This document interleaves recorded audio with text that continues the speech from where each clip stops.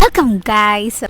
തിങ്കളാഴ്ച ആയതുകൊണ്ട് എനിക്ക് ഭയങ്കര സന്തോഷത്തോടെയാണ് ഉണർന്നത്. കാരണം എനിക്ക് സൺഡേ സാറ്റർഡേ ഈ സമയം പോകാത്ത പോലെ തോന്നുന്നുണ്ട്. കാരണം പറഞ്ഞാൽ ട്രേഡ്സ് നോക്കിയിരിക്കുമ്പം സമയം പോകുന്നത് അറിയത്തുമില്ല, വിശപ്പും ഇല്ല, ഒന്നും ഇല്ലാത്ത രീതിയാണ്. അപ്പോൾ ഇന്ന് മൺഡേ ആയിട്ട് രാവിലെ കുളിച്ച് ഒരുങ്ങി കുറച്ച് പുട്ടിയൊക്കെ ഇട്ടുകൊണ്ടിരിക്കുകയാണ്. പുട്ടിന്ന് അധികം ഒന്നും ഇടത്തില്ല, എന്നാലും കുറച്ചൊക്കെ ഇടും. പിന്നെ സൺസ്ക്രീം ഇട്ടു. പിന്നെ അത് കഴിഞ്ഞ് ഞാൻ ഒരുക്കി കഴിഞ്ഞിട്ട് പിന്നെ എൻ്റെ ഹെയർ ഒക്കെ ഒന്ന് സെറ്റ് ചെയ്തുകൊണ്ടിരിക്കുകയാണ്. ഹെയർ സെറ്റ് ചെയ്തിട്ട് ഫ്രണ്ടിൽ ഇങ്ങനെ ഏകദേശമൊക്കെ ചുളുങ്ങി കിടക്കുന്നതൊക്കെ ഒന്ന് വടിച്ച് നൂർത്ത് അത്രയൊക്കെ ഉള്ളൂ. അപ്പം ഇതാണ് എൻ്റെ ഫൈനൽ ലുക്ക്. എങ്ങനെയുണ്ട് ഗൈസ്? കൊള്ളാമല്ലേ? ഓക്കെ.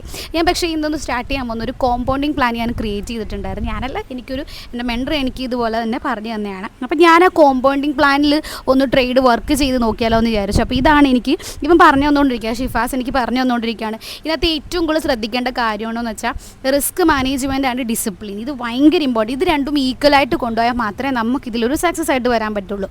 എനിക്കറിയത്തില്ല ഞാൻ എത്രത്തോളം ഇതിൽ കംഫർട്ടബിൾ ആയിരിക്കും, എങ്ങനെയായിരിക്കും ട്രേഡ്സ് ഒന്നും എനിക്കറിയില്ല. എങ്കിലും ഓക്കെ ആണെന്ന് വിചാരിച്ച് ഞാൻ അതെല്ലാം ട്രൈ ചെയ്ത് നോക്കണമല്ലോ. ഇത് പിന്നെന്ന് പറഞ്ഞാൽ നമുക്ക് ഒരുപാട് SL കാര്യങ്ങളല്ലോ, സ്റ്റോപ്പ് ലോസ് വളരെ കുറവാണ്. പതിയെ നമ്മുടെ ക്യാപിറ്റൽ ഇങ്ങനെ കൂടിക്കൊണ്ടിരിക്കും. അപ്പോൾ അതിനനുസരിച്ച് വേണം നമ്മൾ ട്രേഡ്സ് ഫോക്കസ് ചെയ്യാൻ വേണ്ടിയിട്ട്. അങ്ങനെയാണ്. പിന്നെ അത് കഴിഞ്ഞിട്ട് രാവിലെ ബ്രേക്ക്ഫാസ്റ്റ് ദോശ. ഇത് എൻ്റെ അല്ല, ശരിക്കും ഒരു ട്രേഡറുണ്ട് എൻ്റെ കൂടെ, ഒരു ന്യൂബി ട്രേഡറാണ് ഇതിരിക്കുന്നത്.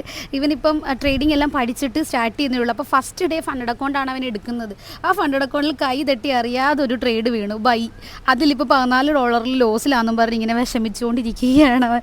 ഭാവം അത് ബാക്ക് ടു കൊണ്ടുവരും എന്നൊക്കെ പറഞ്ഞിരിക്കുകയാണ്. നമ്മുടെ കൂടെ തന്നെ ഇരുന്ന് ട്രേഡ് ചെയ്യാറുണ്ട്. ഒരു പ്രാക്ടീസിന് വേണ്ടിയിട്ടാണ് കൂടി ഇരുന്ന് ആ ഫിയറൊക്കെ ഒന്ന് മാറാൻ വേണ്ടിയിട്ട് ഞങ്ങളെല്ലാം കൂടി ഇരുന്നാണ് ട്രേഡ് ചെയ്തുകൊണ്ടിരിക്കുന്നത്.